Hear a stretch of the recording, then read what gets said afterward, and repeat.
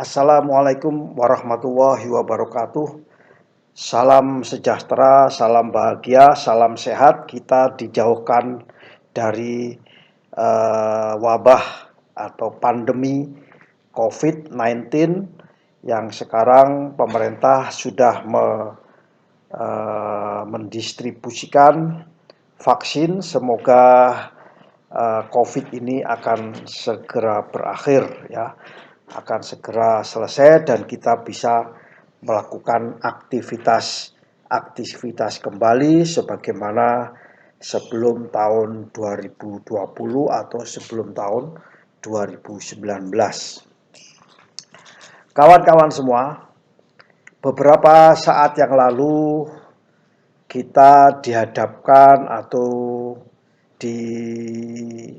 disajikan suatu berita bahwa ada kapal yang mengalami miring, kemudian kapal tersebut terguling dan bahkan sampai sisi sebelah kanannya menyentuh kepada seabed di wilayah pelabuhan dan di depan dermaga.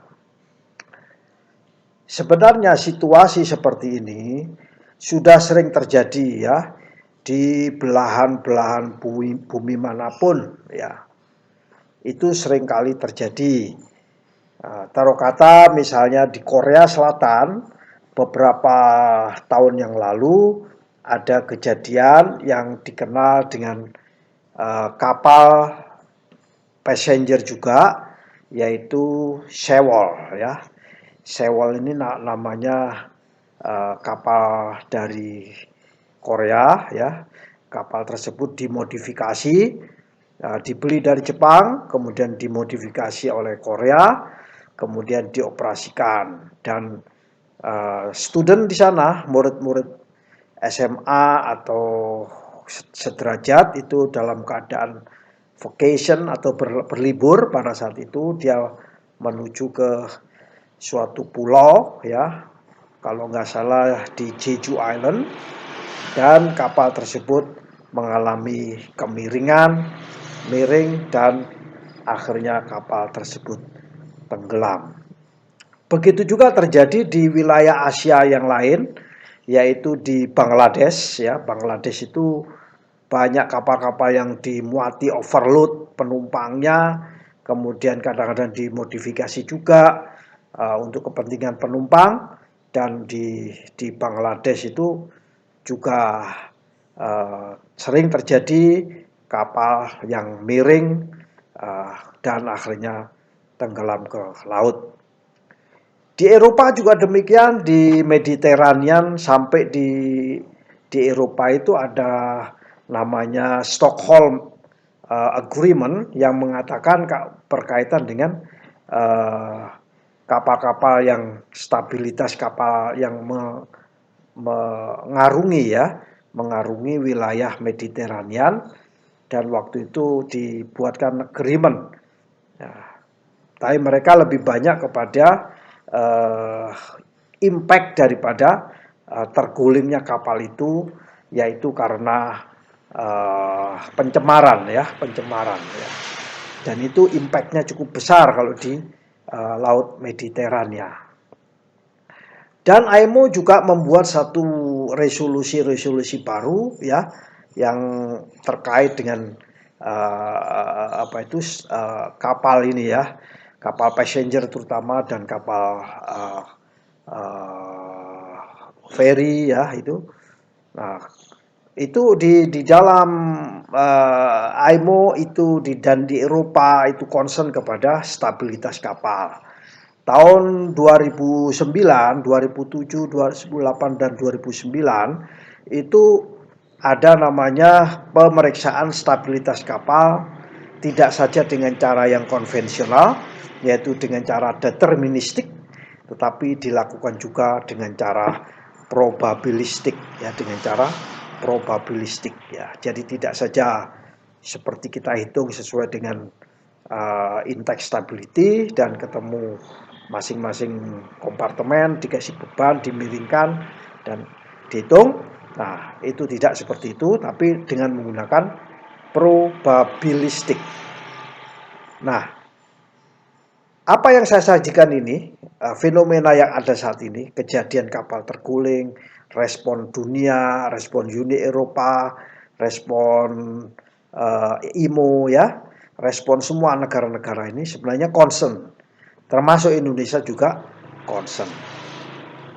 Sehingga perlu saya sampaikan sekali lagi bahwa kemiringan suatu kapal atau tergulingnya suatu kapal, faktor terbesarnya awalnya salah satunya ya banyak, penyebabnya banyak, tapi salah satunya adalah karena stabilitas kapal. Stabilitas kapal yaitu kita kenal dengan nama, kalau kapal itu tidak bocor ya, tidak bocor, maka kita hitung dengan intact stability, dalam keadaan kapal utuh, tidak mengalami kebocoran.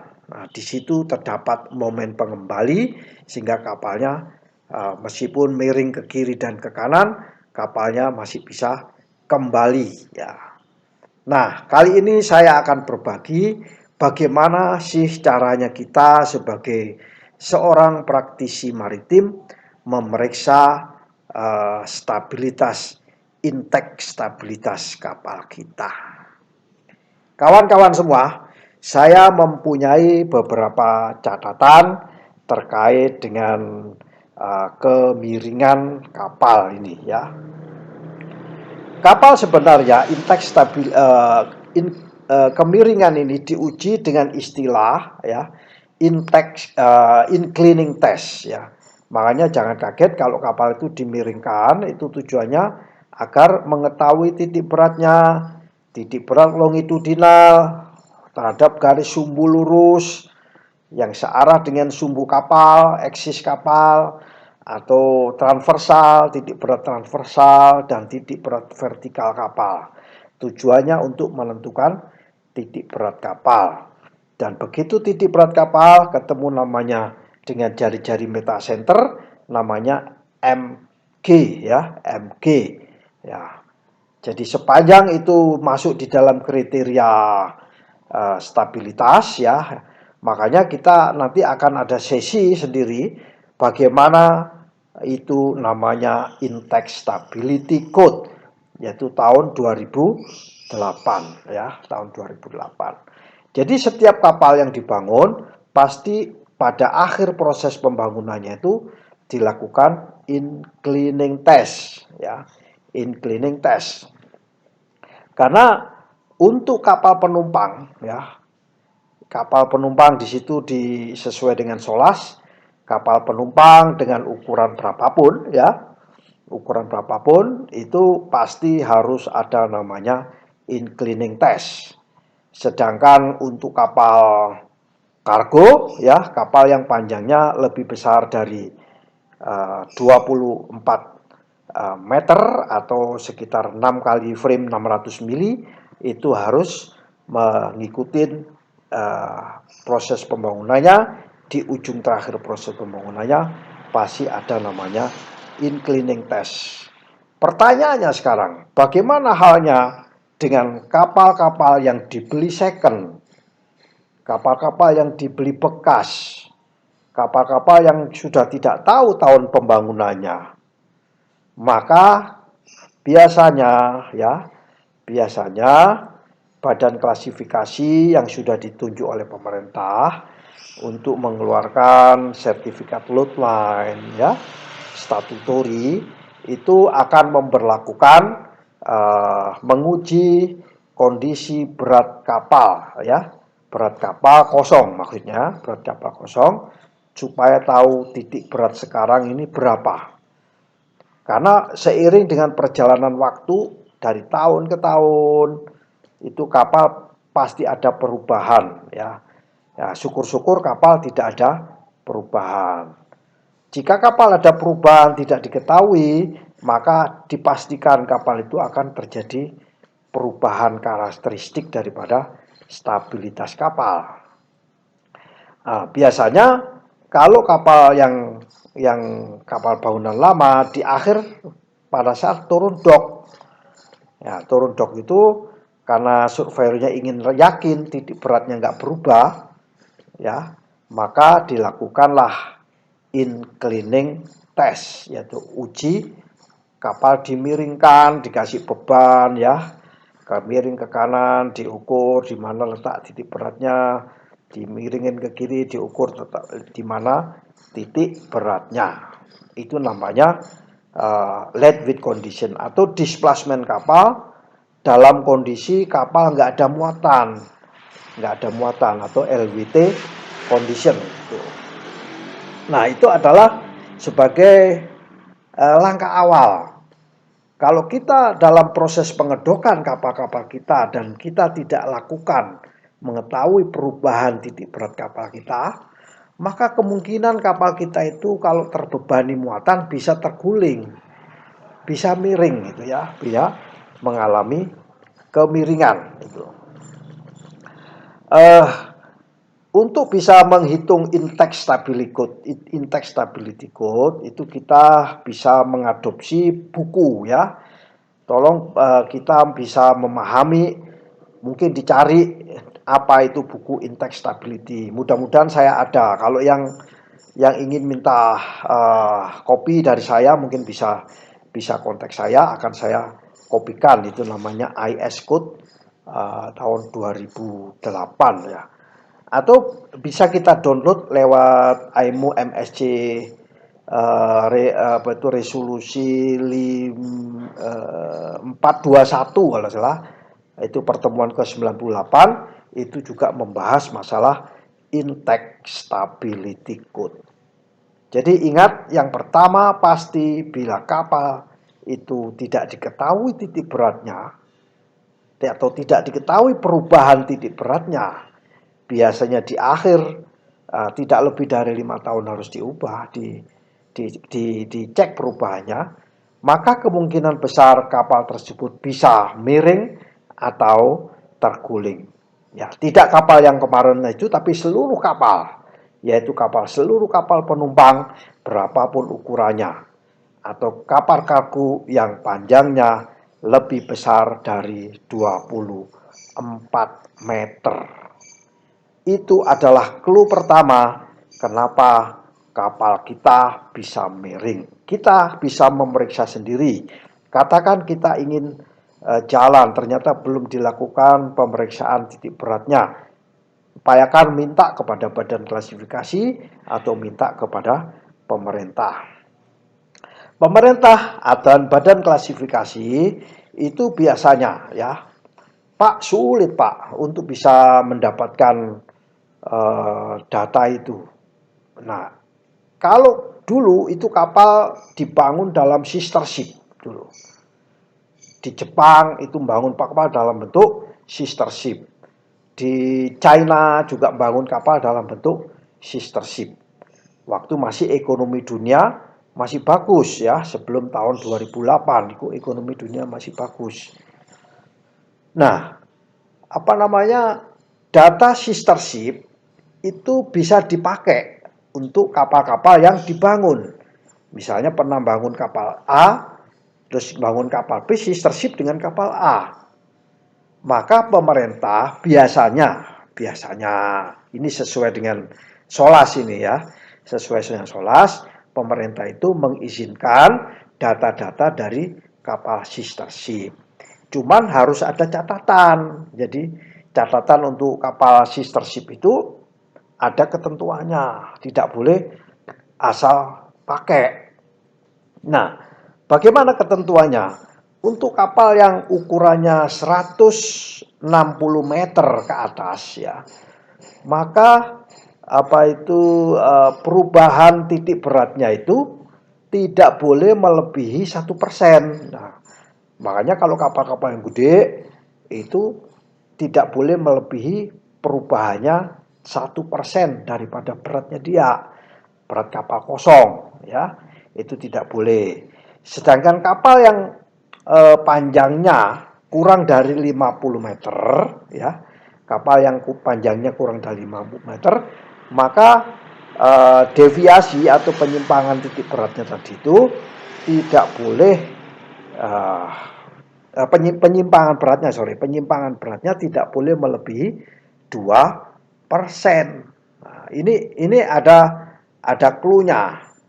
Lah bagaimana halnya dengan kapal yang terletak di antaranya, ya? Kapal yang terletak di antaranya itu tidak boleh, biasanya dilakukan interpolasi, ya. Dilakukan satu interpolasi.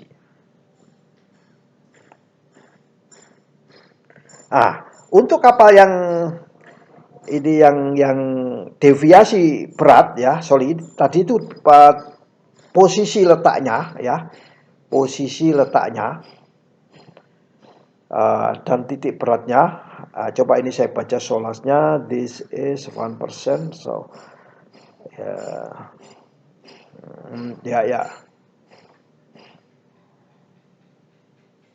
Nah, kalau dia titik beratnya tidak boleh berkasar melebihi 0,5% dari panjang kapal. Tidak boleh lebih dari 0,5% pergeserannya. Kalau tadi titik beratnya, ya, berat daripada kapal terjadi perubahannya, ya. Jadi ingat, kalau panjang 160 itu tidak boleh lebih dari 1%. Kalau di bawah 50 tidak boleh lebih dari 2%. Kalau di antara kedua-duanya itu dilakukan interpolasi. Sedangkan untuk pergeserannya tidak boleh melebihi 0,5% atau 0,005 kali dari panjang kapal. Itu adalah pergeserannya, pergeseran ke depan dan ke belakangnya. Nah, tidak dinyatakan di dalam solas itu pergeseran vertikal, tidak dinyatakan. Pergeseran transversal juga tidak dinyatakan. Nah, kalau ini tidak kita lakukan atau tidak dilakukan oleh kelas atau tidak dilakukan oleh kita sendiri untuk memeriksa sendiri, maka kemungkinan besar kita tidak mengetahui adanya perubahan, ya, perubahan daripada titik berat maupun berat kapal itu sendiri. Katakan suatu ketika kita mengganti engine yang beratnya lebih besar, ya, mengganti engine yang beratnya lebih besar, maka pasti akan ada perubahan titik berat, pergeseran titik berat, ya kan, pergeseran berat, perubahan berat itu. Nah, ini bila tidak kita lakukan, maka terjadi pergeseran. Nah, oleh karena itu kita harus mengecek ini semua. Kendaraan yang naik ke atas kapal pun juga harus dilihat, tidak boleh terjadi perubahan yang cukup besar, ya, perubahan yang cukup besar. Misalnya truk yang berat-berat taruh di sebelah kanan semua, ya. Jadi itu sama dengan lebih dari modifikasi kapal. Nah, kawan-kawan semua, pemerintah juga biasanya juga mengizinkan pelaksanaan in-cleaning test dengan kapal-kapal yang mengangkut muatan berlebih, misalnya muatan cair atau muatan biji-bijian. Dia bisa juga biasanya pakai data sister ship. Cuman lebih banyak, ya, mostly 99.99% itu dilakukan in cleaning test ulang, ya, artinya dimiringkan kembali. Itu cara yang paling jitu untuk mengetahui titik beratnya. Sister ship sebenarnya pada kondisi tertentu di mana kapal diminta harus segera berangkat dan tidak bisa melakukan itu dengan alasan yang masuk akal, ya, reasonable, sehingga kita gunakan data sister ship-nya. Nah, bagaimana halnya dengan kita ngubah, misalnya karena kemarin itu di Merak Bakauheni dilakukan ketentuan harus 5.000 GT sehingga akhirnya ditambah volumenya. Nah, itu namanya modifikasi. Nah, setiap ada modifikasi itu kapal harus dilakukan in cleaning test, ya. In cleaning test, modifikasi, konstruksi, modifikasi di daerah engine room, di daerah bangunan atas, atau di Kardec atau di haluan, maka semuanya harus di akhir itu harus ada namanya uji inclining test. Ya, namanya uji inclining test. Nah, setiap kapal yang tidak diuji inclining test dengan adanya modifikasi tadi, berpotensi atau kemungkinan besar kapal tersebut mengalami kemiringan. Pasti akan miring dan berpotensi terguling. Lalu di dalam Solas mengatakan, tidak lebih umurnya 5 tahun ya, secara berkala. Itu juga harus diuji. Jadi diuji kondisi kapal muatan kosong, displacement kosong ya, diuji ya itu.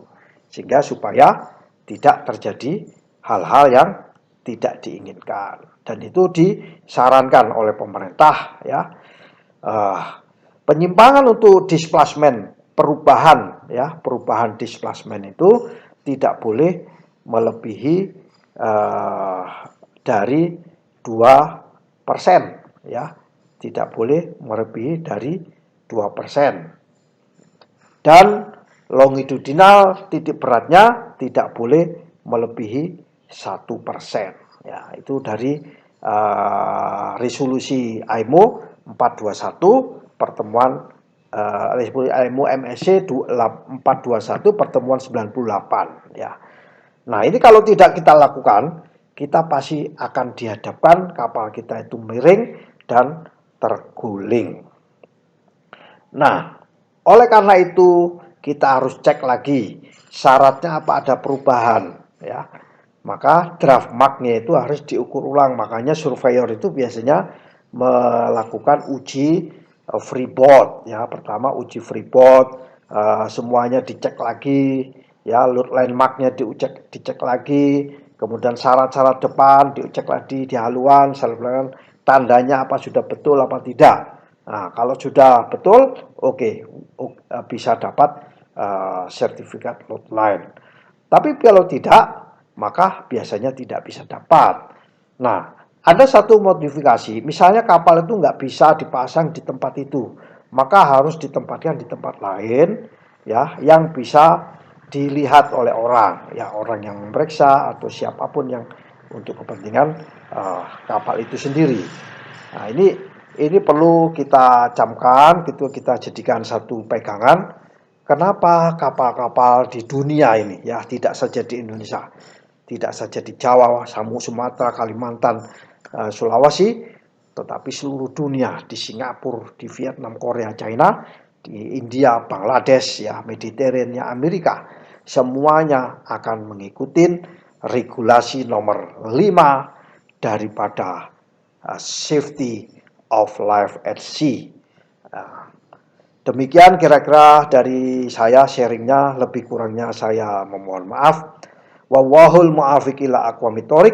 Wassalamualaikum warahmatullahi wabarakatuh. Salam sehat.